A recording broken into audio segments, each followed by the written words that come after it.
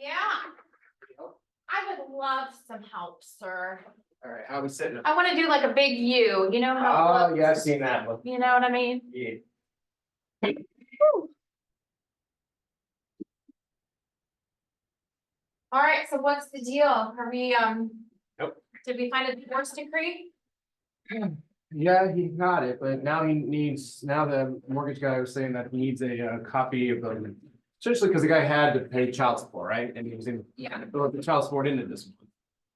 They needed the record showing that he's in good standing on that. And he found a thing that said, that showed, you know, the date that it ended, how much was left on the account and how much he had credited still. And I was Got hoping that was good enough, but I'm then getting the answer about that one way or another. Okay.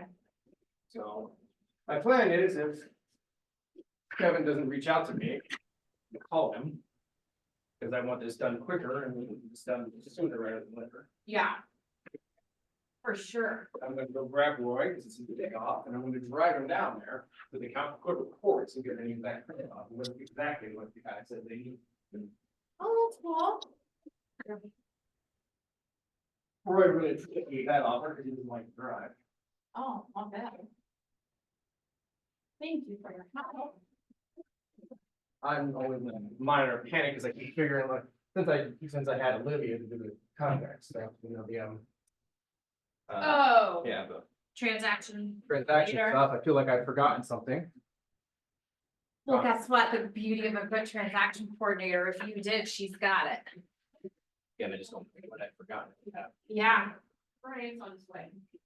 Okay, thank you. Although I did one thing though, I need to get together like a thing for Roy to help him, and I'm probably gonna sit down and help him do it. I know you wanna be helpful, all you can do is give him the list of who he calls. Do you have the list? No. I have one. Yeah, you just need to give that to him and tell him he's gonna have it transferred. That shouldn't be too hard then. All right. Morning, everybody. Is this your cup, by the way? You guys. Good morning. Good morning. Is this yours? That's fine, yes. Need some water in it? No, I'm good, thank you. Good morning.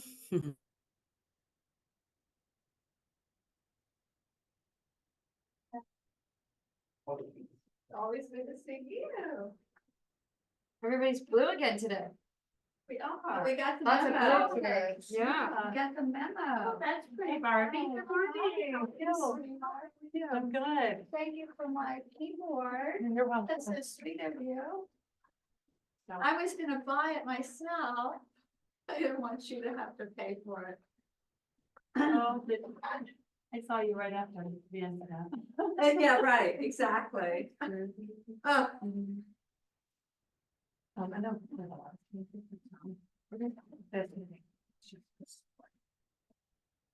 Hi, how are you? Great, how are you? I'm great. Good. I thought verification, I'm sure why even all like. Okay, that's actually part. I know it's technically. How are you? How are you guys? Good. But I kind of feel like. Okay. And I took her out and busy. I see that. Exhausted. No.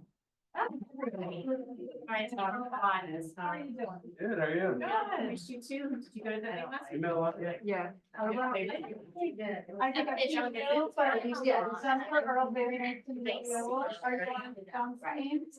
Welcome. I think you have. I mean, I just saw them. You having a good summer? How's it going? Yeah, that's what she thinks. little over a month. Good. So getting into it? Yeah. Yeah. Yeah. Welcome. It's a good place. I see. We're listing in a row. But I have some. Whatever happened Yeah. with your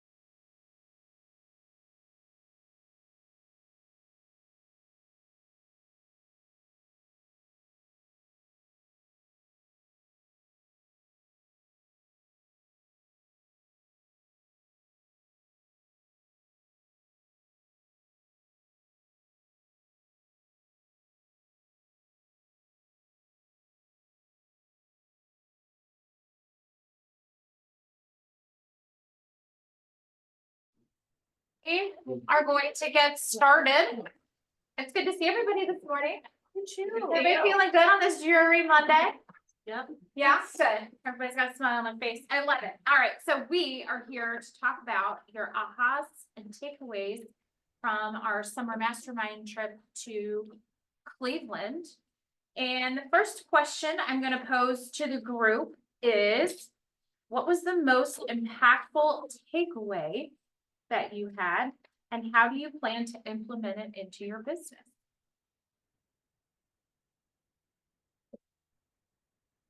This is a true question. So let's simplify it. What was an aha you had, or something that spoke to you? Let's doesn't have to be some big grandiose answer, but we sat in different breakout sessions and we all heard Sarah Reynolds, which she was pretty phenomenal. Let's start small. What was an aha you had for the day? I will say actually the thing I'm gonna implement, to answer your first question. Okay, great. I forget which speaker it was, but it was in the listing presentation part. And well, they all said, all three of them really hit reaching out to your sphere, right? And a very kind of easy and non-threatening way to do it, he said, was to call somebody and just say, oh, you're in your neighborhood, the market is hot right now, we're just starting. And then say, this is an odd question, random, but if someone were to offer you a great price for your house and it was a great offer, is it something that you might even be open to considering?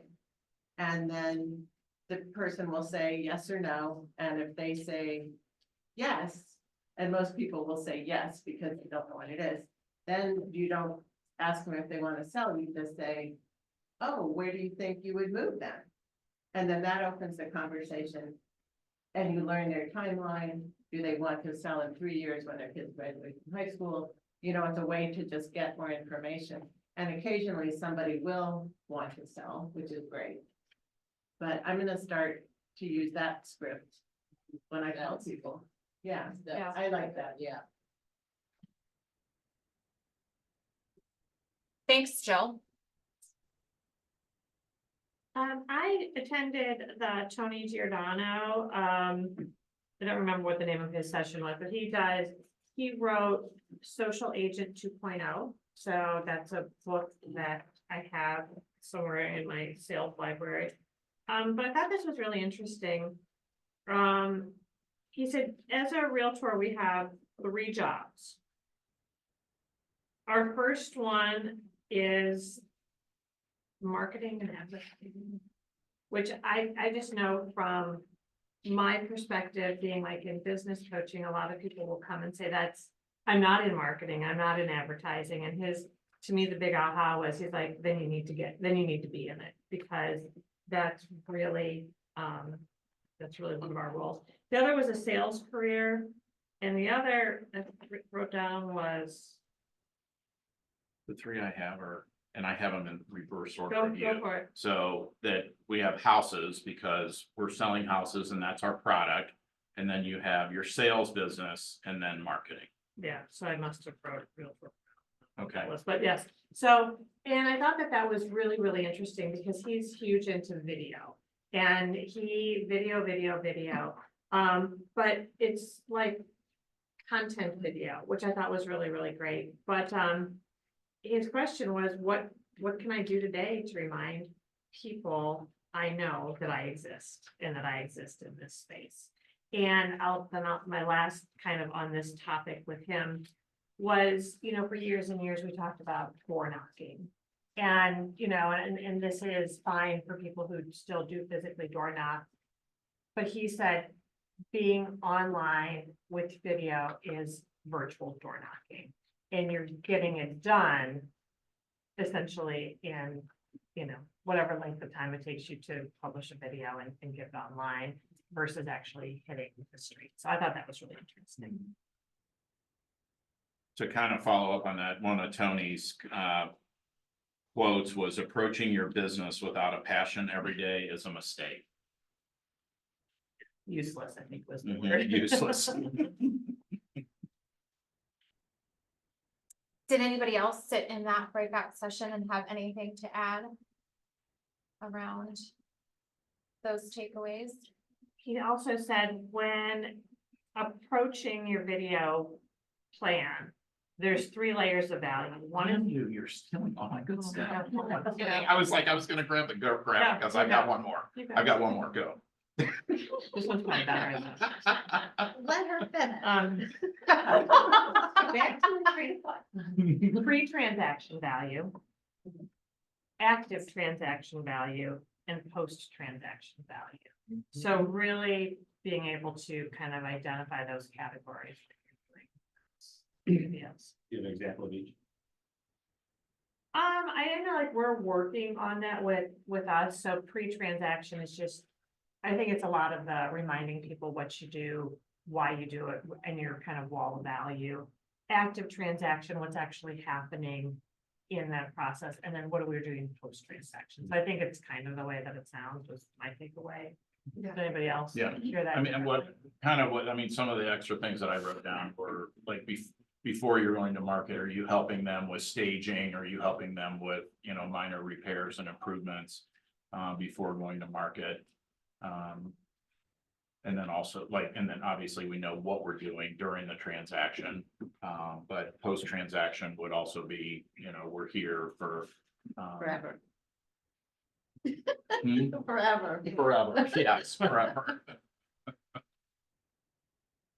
I was in there also, and I feel like the biggest takeaway for me, in addition to what Mary and Brian are saying, it's not, videos and reels just aren't about necessarily promoting the house that you're selling, but what a great way to really speak your value proposition in short videos. Like whether it's negotiating or, there's a myriad of things that you're doing for your buyers that nobody else is doing. We've been talking about July's been so full of education. The fact that we are always educating ourselves. So really taking it beyond just, showcasing a home. About really building it around your value proposition. The other thing he said, he was talking a lot about people not feeling comfortable in front of the camera. And there's lots of other things that you could do, even if you don't want to be in the camera facing in a way and talking or using other photos or Shutterstock videos or photos. He said you could incorporate it into things. But use your voice, let Yeah. people hear you, so do voiceovers. And more on that topic? No, he talked about the 3-step action plan, also for, kind of making it. It's like less about you, but pick a handful of your favorite clients, who have a following. Then number 2, have them post what they love about their home. And then lastly, have them, how they tie that back into you and maybe a compliment about you or the job that you did for them. That, I thought that was so impactful, because that's like influencer, that he called that influencer marketing. And so, especially like paying attention to your clients who have big followings. And how are you gonna, you could tag them in your post, so all those people see. And then he said, the minute somebody likes or comments, he's like right there and he's friend requesting them. He's requesting to follow them or whatever. So I know social media isn't everybody's gig. It just kind of, he went from being a broke mortgage broker. He failed in 2009. He lost everything. He was huge. I know he had many millions of dollars in houses and cars and everything. He said he lost actually more than everything. Because he got divorced also in the process. But he said by the time he made the decision to go into real estate sales, now keep in mind he is in California and a high price point, but by taking this approach, he built this. I mean, he's got $178 million sales business that he built very quickly. Could you repeat that again? I got 5 clients who have a huge following. pick a handful of your favorite clients who have a following. Then number two, have them post what they love about their home. And then have them tied to you and also compliment you. And maybe tag you. Yeah. Maybe that's what the word is that I can't read. Have Yeah, them tag you. Okay. Tag, thanks, Joe. And then when the friends react to the post, send their friends a friend request. Yeah, and comment and you know, it's part of like, I think when we think of lead generation, so many of us automatically conjure up the notion of a telephone and that's not bad. That's not bad at all. This is lead generation. It's purposeful. It's something you're gonna spend time doing every day and it creates this following. The other thing he said was, I feel like I'm stealing this on the other thing he said is he will go out previewing houses. And so of course he's in this luxury area, but he would preview the house, he would video, and then he'd post, you know, like, boy, wouldn't you love to, you know, make dinner in this kitchen tonight, something like that. And so he never said it was his listing. He never claimed anything that was his, but it led people who follow him to believe that was his listing. And he just says I'm out previewing houses. So other than agents, most people don't know what previewing houses means. What? Go ahead. Did he talk about getting permission to do that? He did not, and it doesn't strike me as somebody who was overly concerned with getting permission. Okay. Do what your broker tells you to do. Yeah. I'm here. Permission. Lisa, I said, reaching out to builders, Yeah, Yeah. and they have a lot of spec homes, and they're $1.5 million spec homes being built all the time right now. I think that'd be a great avenue to try and find some of those luxury staged properties, and you can just, we don't even mention the builder when we're doing our videos. we've had other agents in the market center who reached out to us about, can I borrow your listing, or can I go do a little feature of one of your listings? And absolutely. Yes, Joe? Is that okay? Yes, that's all right. You know, I think we get these builder reps who are always coming in here. That's just a great idea. Ask them if I can preview your spec home, and send out a video, and maybe even take that builder rep, who's got 85 quadrillion friends, and just be out there. it's a great idea, Joe. And I think the whole point of some of this stuff is if it's not part of your business plan and you're not going to be purposeful about it, it's going to be like a lot of other things. We think of it as a good idea. It goes in the good idea category. Shiny. It's very shiny. This, to me, I mean, we're rapidly approaching our business planning season. And for me, this has to go into the business plan, because it's not gonna happen organically the way I operate. Like, I'm not a social media person, I don't really care about it. But I do know for the good of our business that it must be there. And the same goes for our market center, you know, it's all of it, it plays everywhere. So he said, and then I'll stop about him, the least to most effective ways to post. Least effective would be just a paragraph, right? A paragraph about a house. The next would be a paragraph plus an image. The next would be a paragraph plus a video.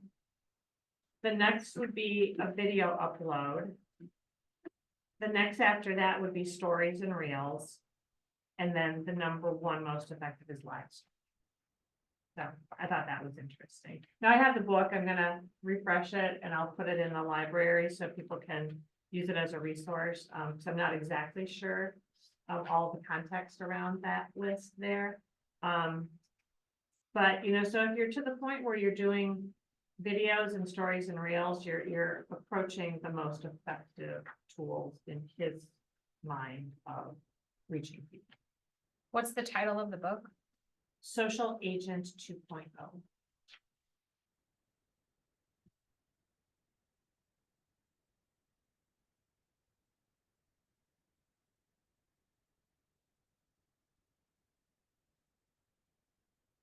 Brian, did you have anything else? Not on him. Okay, did anybody else attend that session and have any thoughts or comments around that? I did. I think one of my takeaways was about energy on the video and making sure you're delivering energy. And I think, because what I've noticed recently doing quite a few videos is that I can feel like I'm delivering energy, but then I look back at it and I was like, gosh, I was pretty stale compared to what I feel like I should be delivering or what I thought I was portraying. I think you can be overly enthusiastic in video when it comes off as kind of normal in some regards, like, you know, emphasize things, use your hands and like, Yeah. you know, I think that that's really, really important to be able to communicate effectively through video. Thank you, Taylor. Give you any tips on how to like.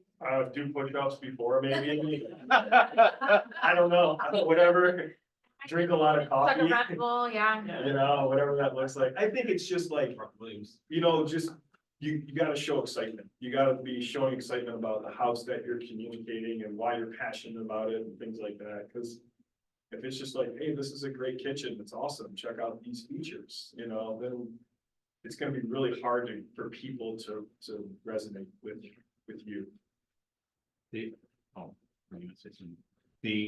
other thing that the company who does our videos, when we're doing the property videos, they've asked us to stop, you know, mentioning our name and our company in the beginning of the video. They're like, you're gonna lose half your audience when you start off and you're like, hi, I'm Brian Kemp and I'm in our newest listing. You know, it's like, everybody's doing that. So do something different. Well, you gotta get to the chase real quick. You gotta get to the hook. Yeah. Right, like, cause people only have an attention span of probably about 3 seconds. Yeah. And Yeah. if you- That long? yeah, if that. Right.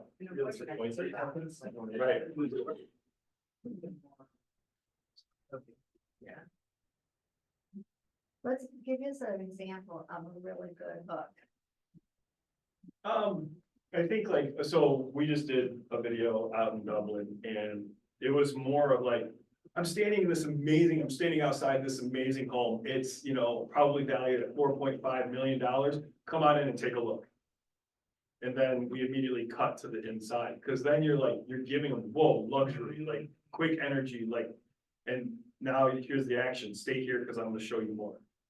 And that's kind of like just the start of it. I'm not introducing, I'm not saying, hey, this is Taylor, real estate agent with the Re-Equity Group at Keller Williams Capital Partners, and I'm standing in a luxury property. Right, This is awesome, you know, because they're out. they're out. Too much like everybody else. Right. And we have a deal for you that you can't refuse. Well, that property wasn't a listing, it was just, I contacted the builder and said, yeah, we'd love you to market it. And you never said anything about who the builder was. I think the other takeaway is we're hearing a fair amount around like having production companies and stuff. You don't have to do that. Like, I think getting that out of, it's great if you do and you've got a budget for it, but just getting comfortable with the videos, because a lot of these people who are going to see them are people who already know, like, and trust you, and that's really important. Somebody asked about an example of post-transaction value.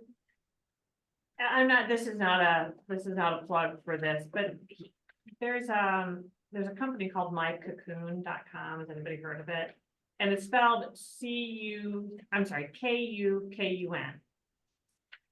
And it basically is a wealth management program for post-closing. So it helps people know what their property values are. It helps them understand if they make this investment in their home, what that's gonna look like. It's $700, he said it was $700 a year, up to 500 clients. Again, not endorsing it, just getting you thinking about what is that post-closing value that you're providing to your clients to stay in touch with them. A video. Make sure though that somewhere in the video at the end, somewhere, your name and brokerage name. I'm sorry. You don't have to say it, Right. it just has to pop up.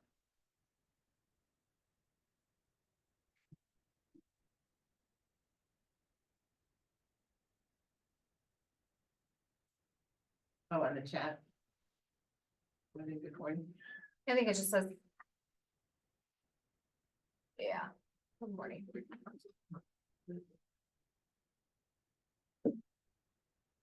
One of the things that came up also in the listing presentation, and I thought this was a very business way of thinking, and it has really made me think. The best thing to offer sellers is strategy and risk mitigation. You know, I mean, that's very straightforward, it's out there. You know, strategy is how we're gonna market, how we're gonna get the house sold. Risk mitigation is how do we remove as many variables as possible from this impacting the seller. And I think there's a lot to really think about there. The sellers and buyers, right? Yeah.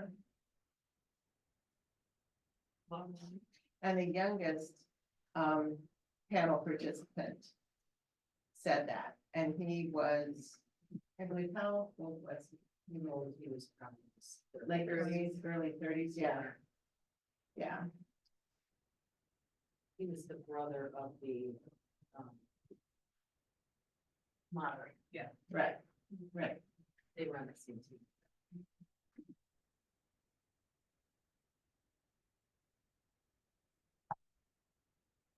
All right, great conversation, you guys. What other impactful takeaways did you have? I was in the solar presentation as well, and I don't remember who said this, but, you know, you all make big goals. But instead of doing that, find an investor who has just purchased a house. And a lot of you work with investors, and give them a call and say, if I can find you another one. Now, would you let me list this one when you're ready to sell? So I thought that was a good idea to kind of swoop in. That's a great one, and then I think about on the heels of video, would they let you kind of follow the process just for fun content, right? You know, so that could be a great tie-in too.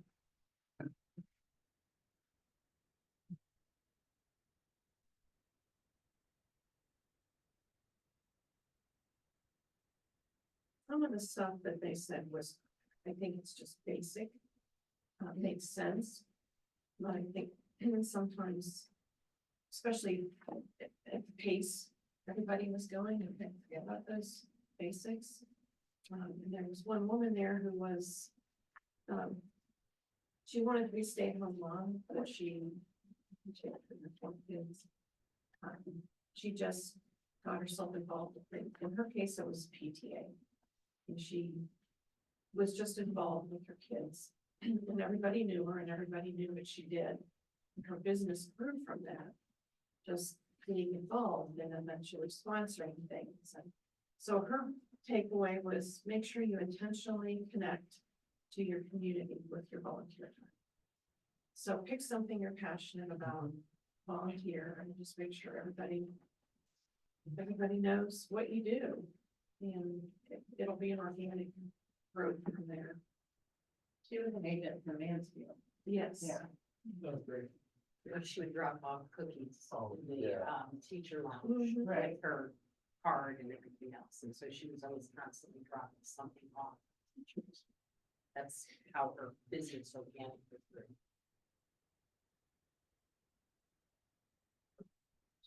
We talk about that listing, Yeah, that was good.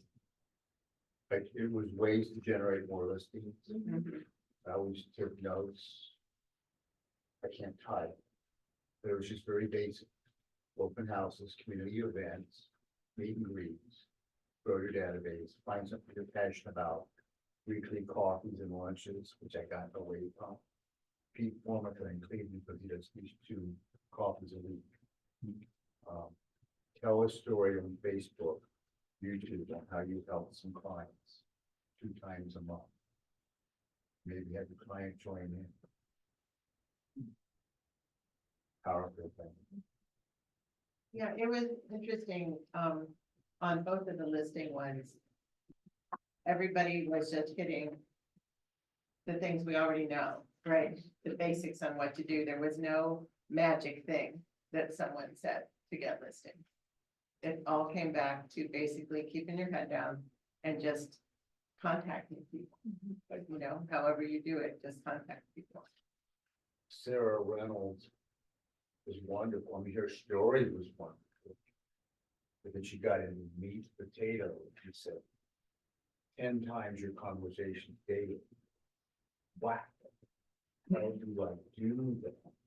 Multiply 0 by 10, it's still 0 though, right? Yeah. So today I started out on a text message, and just said real estate inventory is up. It may not mean anything to you, but this may be a good time for those who've been on the sidelines to get back in the market with the interest rates also going down. If I can help you or anybody you know, reach out to me, signature, I've set out 90 texts. That's a 10 time. Now, I gotta get a response back to have a conversation.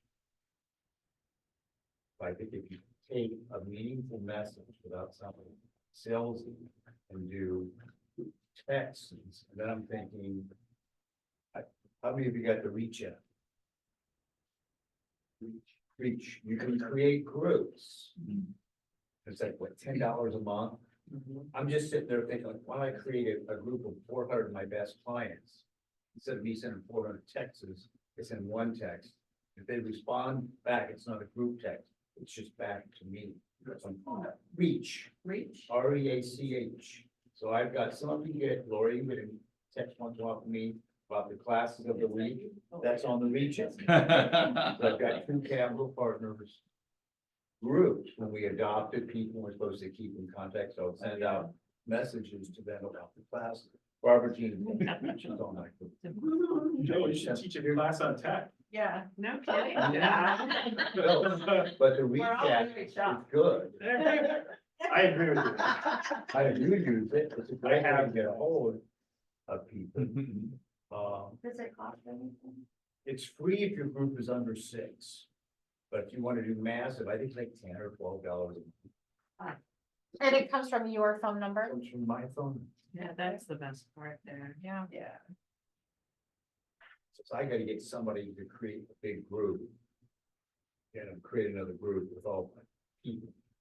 I'm not gonna do it. Well, I think to that point, like, there's ways to communicate with people at a high level on a mass scale as well. And several ways, and like, that's where the industry is trending, like, if it's not through social media, making some sort of post like Tony does, and then engaging with everyone in the comments, those are all conversations that are generated rather easily.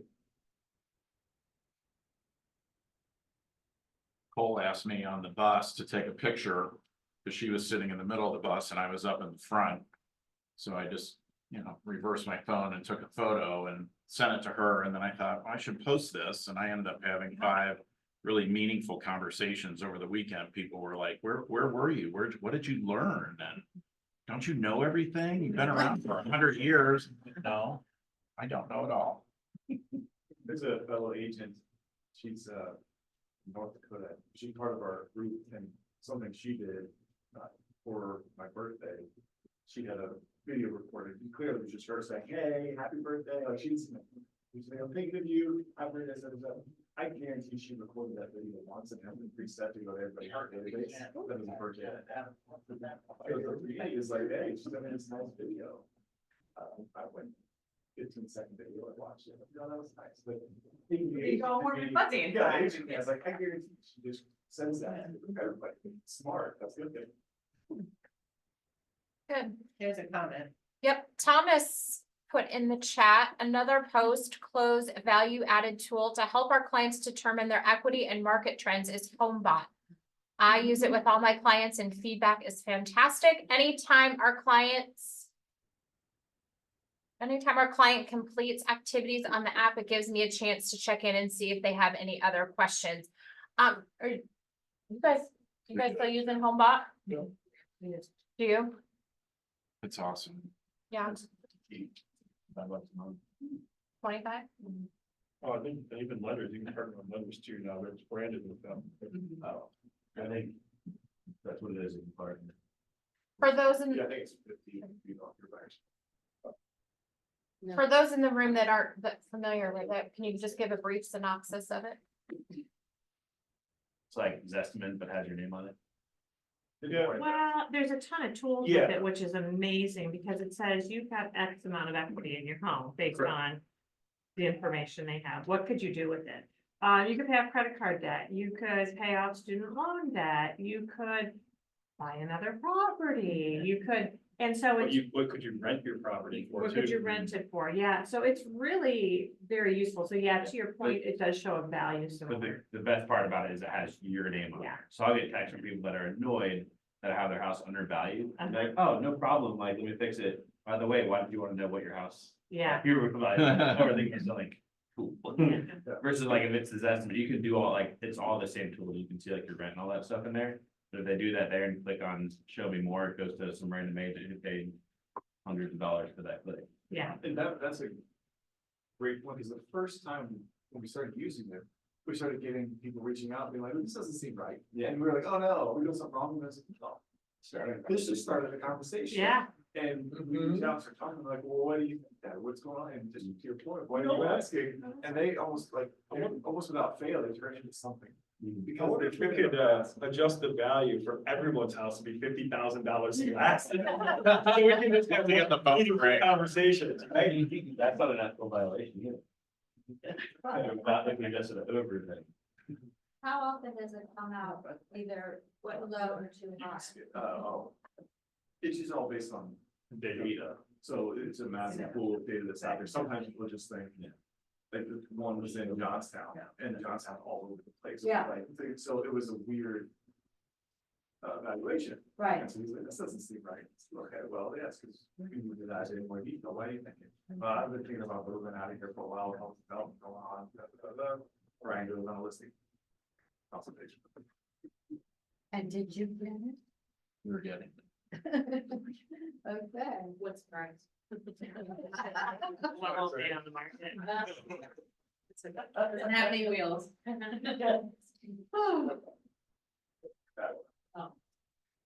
Pretty sure right now. It sounds to me like there's a theme here in, well, there's multiple, I'm sure, but conversation starters from videos to HomeBot to everything else. Conversation, conversation, conversation. By providing some meaningful content. Meaningful content and coming from a place of value. Yes.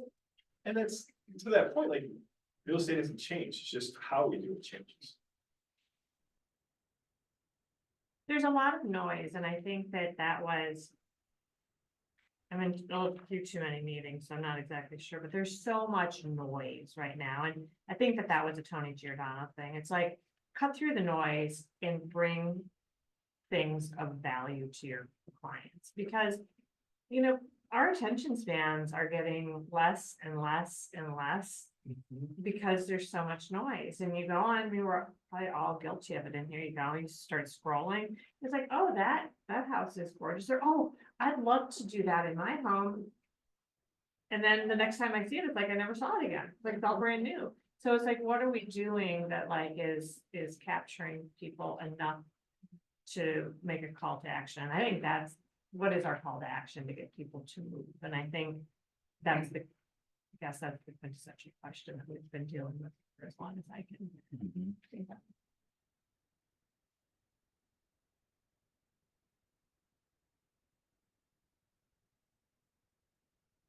Were any challenges that you're currently facing addressed? In the mastermind, in a breakout session, and something you heard in conversation, or, Can I jump in? yeah, So I'm gonna share this Sarah Reynolds was the keynote speaker. And she just, I think some of it brought back, I mean, several of us in the room were in the market in 2008 through 2010 when it was awful. And she talked a lot about resiliency, and some of the quotes that I wrote down that she shared were, it's not if, it's how. Mhm. The leading indicator of resiliency is action. So what are you gonna choose to do? Are you gonna put your head in the sand, or are you gonna get out and make the phone calls and do the door knocking, or make the video that you don't wanna make? You know, but it's action. And realtors are needed now more than ever. And then lastly, if you do not like your results, you must look at your routine. Mhm. And she said we can't choose our struggles or challenges, but we can take action. We choose our action. And of course, opportunities disguise themselves as challenges. What massive opportunity and or gift are you missing right now? Because it's being disguised as a problem or challenge. I love the quote of, her dad's quote, which is, life is making decisions and then making those decisions work. I love that, because I think we find ourselves in this inaction, like we're not making a decision, we're pondering all the possibilities, but not making the decision, and so make the decision and then go make it. Thank you, yeah. I feel like you're reading mine now. I know, I am. I put my glasses on. Both gonna lose all credit. Yes, exactly.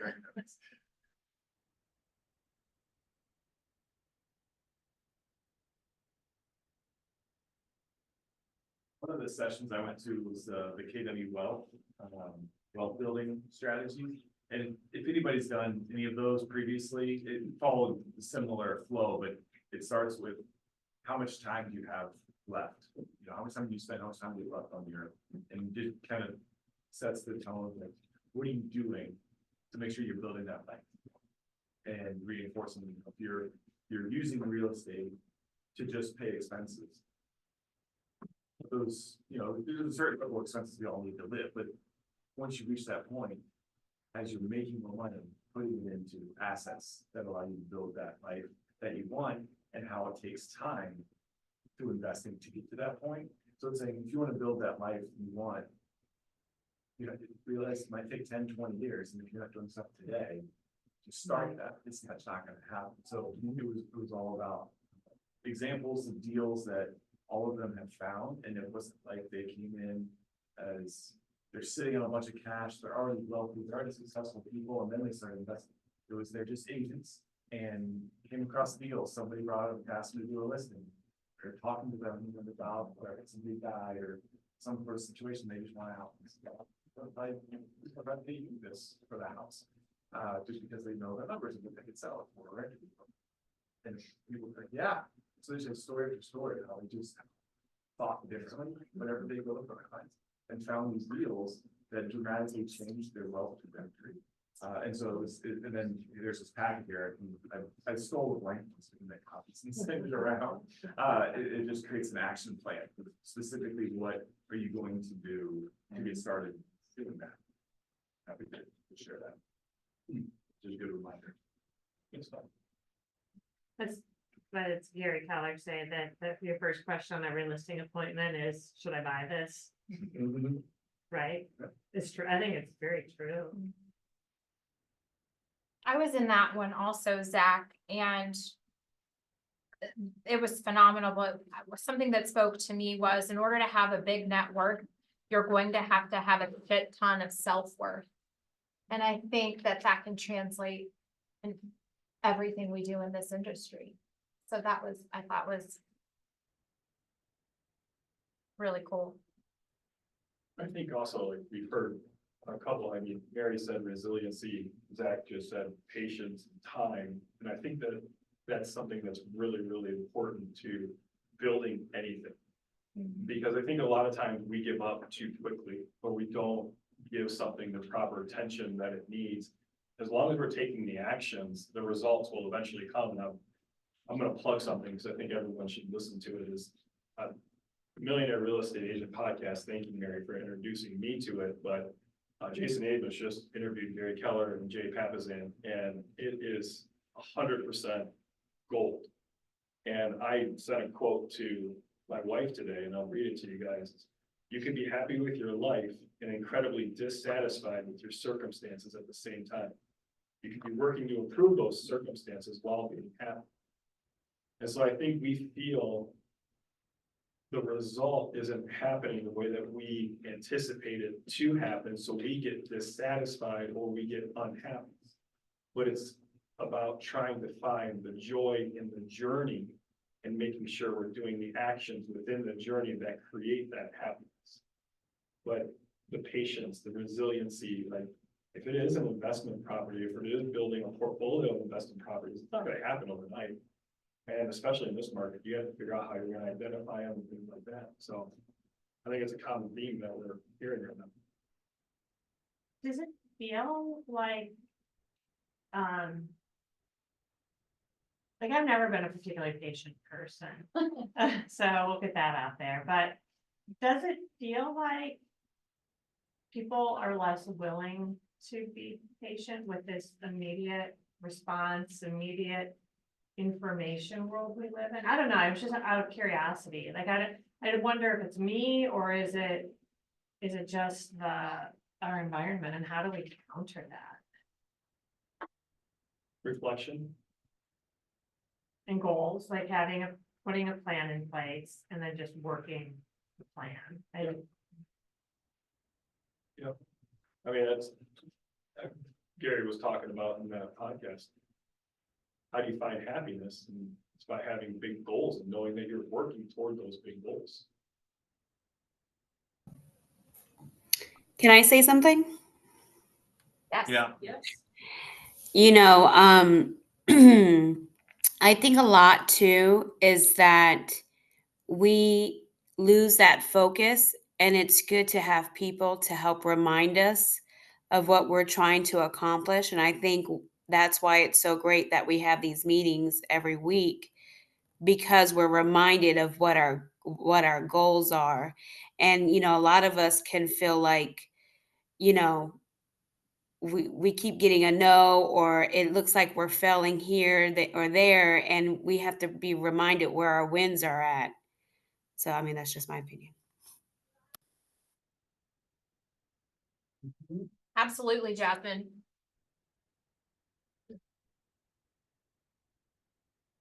Sarah Reynolds says, don't take no for an answer. Know that no means not now. Flip around, no means on. Go dig a little bit further and see.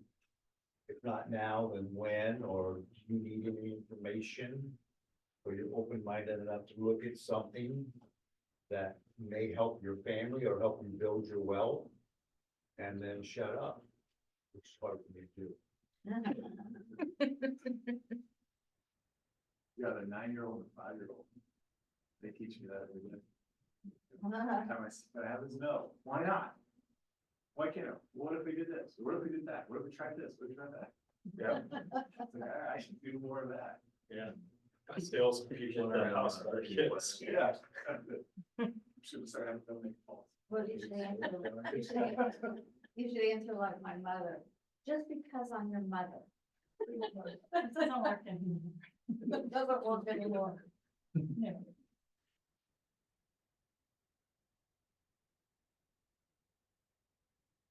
Who went to Aaron Kaufman besides me? Kevin. We got two opposite examples here, both in the business, same time. His profit share is 20 times much, you know. Yet we both go hear Aaron Kaufman that I want to get better about we need to excite the recruit and start with why. Why drives the behavior, you know, find their pain. You know, that we're the consumer-centric, agent-driven technology company. They reference Simon Sinek twice in the game, and start with why. And it's just, I keep going back to listen to Aaron, and I go back and I go, well, what did I not do? Which is what Brian did. And you know, you build it wide and it goes deep. and I built it wide. No, most people I sponsored didn't sell it. Now, that's not my fault, but it's not, I didn't target the right people. I think profit share is just. Why do 8%? Is it 8% get 80% of the profit share? 6, 6. it was in there too, 6%. Okay, so, and that just smacks me in the face because, you know, I get all excited. May I? Yeah. Okay, so we first got profit share, and I got my first check, which was probably under $10. I put it in a non-active, Chase account that I don't use. And as it built up, I had automatic withdrawals that are there for some disability insurance and et cetera, et cetera. So until I hit 65, my profit share paid for some of my insurance. I never spent. Never spent. So when I turned 65 in November of, do the math, 19, I set it aside and I opened up a Fidelity stock account. And each month when I get my profit share, I put it in there. I got more money in that account than I've made in profit share lifetime. That gets me real excited. You know, today I moved $160 to buy some Huntington stock, which has been taken off. So that gets me excited and thinks, what can I do to help Mary bring more? I'm focusing now on capital instead of low hanging fruit. I've had too many people I've sponsored who never closed a transaction. Is that my fault? No, but is that the market center's fault? Maybe. Is it that person's fault? Probably, because 90% of the people get the business don't succeed or succeed at an incredibly low level. So that's what hit me with Aaron. And I'll go here, Aaron, anytime he's around. It's a great guy. Something I want to add to that, I wasn't in that session, but recently went to, Taylor and I went to, something at Dave, Linda, because she sharing this example of, you know, very successful. She's talking to Gary about his level of wealth and success compared to hers. And she was like, we have so many things in common, but that has diverged in such a place. And she's having a conversation with Gary. She said, why? He said, because you focus on building more for the investments. I focused on building more. And so this is an easy way. You don't have to build a brokerage. You don't have to hire much people. You just have to help people tell our story, and they start building that wealth over. That's the way to build wealth.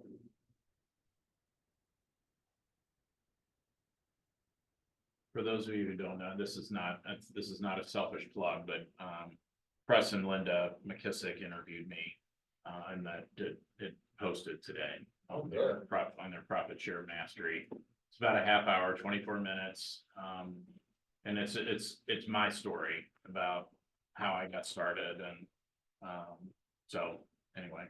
Fairly similar to what you told Aaron. What's that? Fairly similar to what you told Aaron. Yeah, I mean it's different pieces of it. So yeah. And for those who don't know, Brian has surpassed $1 million in profit share in his lifetime here.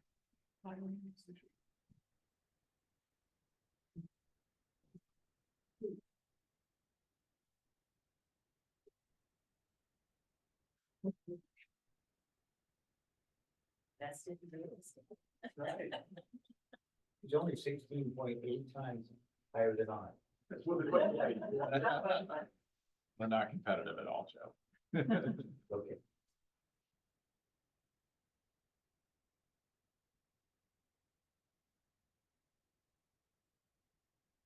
Anybody have any key action items that you've added to your business plans? Mary talked about video and being intentional on that. Anybody else want to add to that?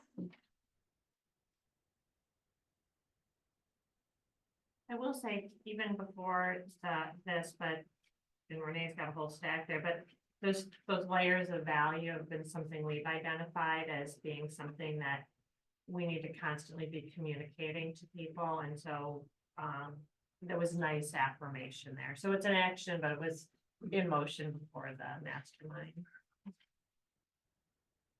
And to repeat what Sarah said, I mean, I've been doing this, it's, if I get to the end of the day and I don't like the results, I'm going back and looking at what was on my calendar and where did I spend my time that day?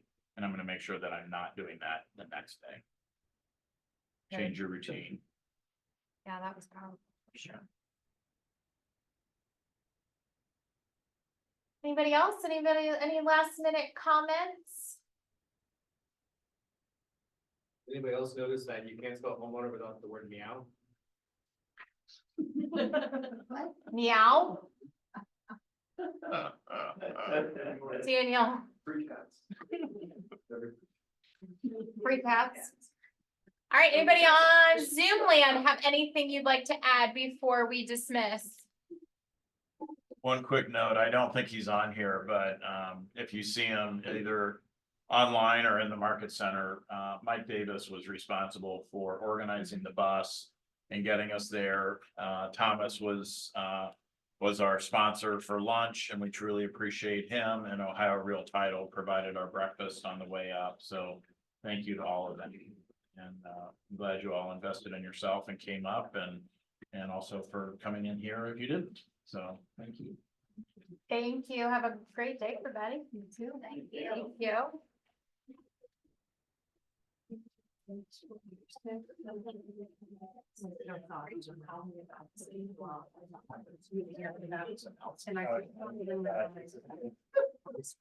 Yeah.